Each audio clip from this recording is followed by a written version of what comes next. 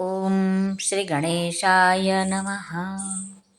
ઓમ શ્રી સરસ્વત્યૈ નમઃ. ઓમ શ્રી પરમાત્મને નમઃ. આપ સાંભળી રહ્યા છો આપણી યુટ્યુબ ચેનલ ધાર્મિક, એમાં આપ સૌનું હાર્દિક સ્વાગત છે. આજના વિડીયોમાં આપણે સાંભળવાના છીએ શ્રીમદ્ ભગવદ્ ગીતા અધ્યાય 14મો, ગુણત્રય વિભાગ યોગનું વિહંગાવલોકન. શ્રી ભગવાને 13મા અધ્યાયના અંતમાં કહ્યું કે જ્ઞાન ચક્ષુથી ક્ષેત્ર અને ક્ષેત્રજ્ઞના ભેદને દેખવાવાળો પરમાત્માને પ્રાપ્ત થઈ જાય છે. હવે પ્રશ્ન એમ થાય છે કે તે જ્ઞાન શું છે અને તેનો મહિમા શું છે, તથા તે જ્ઞાનની પ્રાપ્તિનો સરળ ઉપાય શું છે? આનું વર્ણન કરવાને માટે ભગવાન 14મા અધ્યાયના વિષયનો આરંભ કરે છે. આ અધ્યાયમાં ભગવાન કહે છે કે તને જ્ઞાનોમાં પણ ઉત્તમ જે જ્ઞાન છે તે ફરીથી હું તને કહું છું, જેનાથી ઘણા મુનિઓ સિદ્ધિને પામ્યા છે. હે ભારત, મહદ બ્રહ્મ પ્રકૃતિ છે, તેમાં હું ગર્ભ ધારણ કરું છું. તેનાથી સર્વભૂતો ઉત્પન્ન થાય છે. પ્રકૃતિથી થયેલા સત્વ, રજ અને તમ, આ 3 ગુણો જીવાત્માઓને દેહમાં બાંધે છે. સત્વગુણ સુખમાં જોડે છે, રજોગુણ કર્મમાં જોડે છે અને તમોગુણ જ્ઞાનને ઢાંકી દઈને પ્રમાદ, આળસ એમાં જોડે છે. જ્યારે ઇન્દ્રિયોમાં પ્રકાશ અને જ્ઞાન ઉત્પન્ન થાય છે ત્યારે સત્વગુણ વધેલો જાણવો.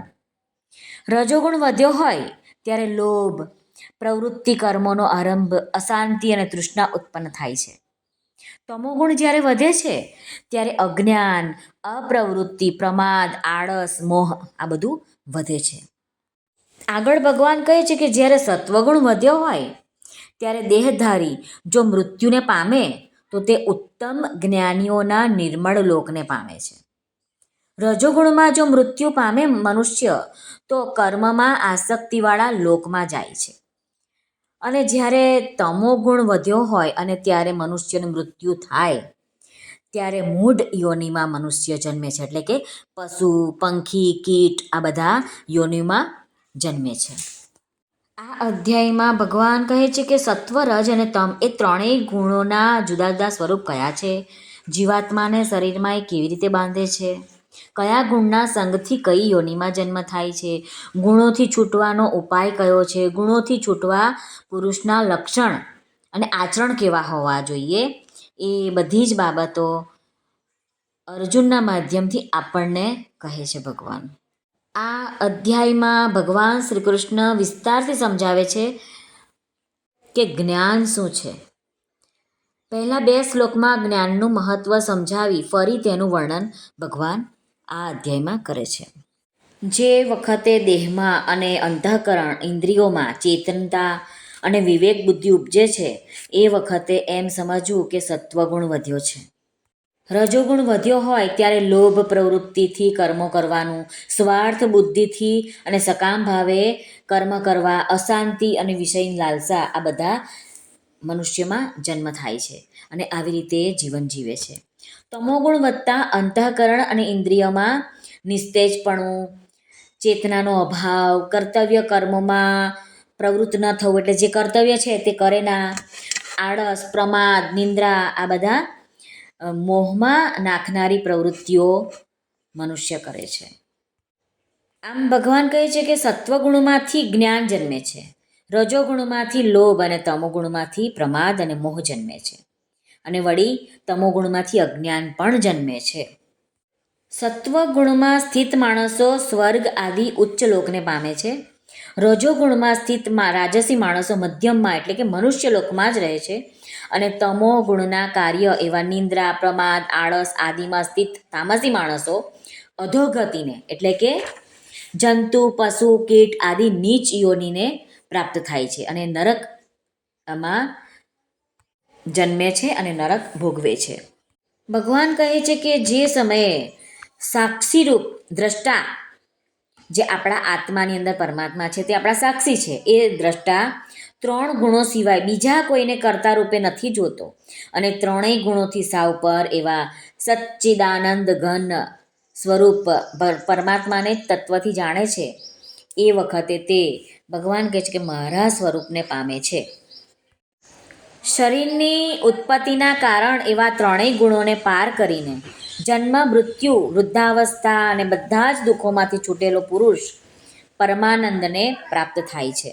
પછી વચ્ચે અર્જુન પ્રશ્ન કરે છે કે હે કૃષ્ણ, આ ત્રણેય ગુણોથી અતીત પુરુષ કયા કયા લક્ષણોથી યુક્ત હોય છે અને કેવું આચરણ કરનારા હોય છે? કે હે પ્રભુ, માણસ કયો ઉપાય કરે તો આ ત્રણેય ગુણોથી પર જઈ શકે છે? ત્યારે ભગવાન કહે છે કે હે પાંડવ, સત્વગુણના કાર્ય એવા પ્રકાશનો, રજોગુણના કાર્ય એવા સ્વરૂપ પ્રવૃત્તિનો અને તમોગુણના કાર્ય એવા મોહનો, જ્યાં કશું જ કરતો નથી એના પ્રત્યે દ્વેષભાવ રાખતો, એ માણસ સચ્ચિદાનંદ પરમાત્મામાં એકાત્મ ભાવે સ્થિત રહે છે. તેમજ એ વિચલિત પણ થતો નથી. જે આત્મભાવમાં જ સ્થિત છે, સુખ દુઃખને સમાન સમજે છે, માટી, પથ્થર અને સોનાને પણ સમાન સમજે છે, એ જ્ઞાની છે. પ્રિય અને અપ્રિયને એક જેવો માને છે. નિંદા સ્તુતિમાં પણ સમાન જ ભાવ રાખે છે. જે માન અપમાનમાં પણ સમ છે, મિત્ર અને દુશ્મનમાં પણ સમ છે, તેમજ બધા કર્મોમાં કર્તાપણાના અભિમાન વગરનો છે, એ પુરુષ ગુણાતીત કહેવાય છે. એટલે કે ગુણથી પણ પર, નથી સત્વ બુદ્ધિ કે નથી તમો બુદ્ધિ કે નથી રાજસ બુદ્ધિ, એ બધા જ ગુણોથી પર એને કહેવાય ગુણાતીત. ગુણોનો પણ ઉપર જે આવી ગયું છે તે એને કંઈ જ લાગતું નથી. માન અપમાન સુખ દુઃખ કશું જ નહીં. એ મનુષ્ય ભક્તિ યોગ દ્વારા ભગવાનને સેવે છે તે ત્રણ ગુણોથી પર થઈ બ્રહ્મભાવને પામે છે. આ બ્રહ્મની સ્થિતિ જે છે તે ભગવાન કહે છે હું છું. આ અવિનાશી, અમરતા અને મોક્ષનું સ્વરૂપ પણ હું છું. સનાતન ધર્મનો અને તથા અનંત અખંડ એકરસ સુખનો આશ્રય પણ હું જ છું. આમ આ અધ્યાયમાં ભગવાને જ્ઞાનની પ્રાપ્તિ કેવી રીતે થાય એ બધું જ આમાં કહી દીધું છે.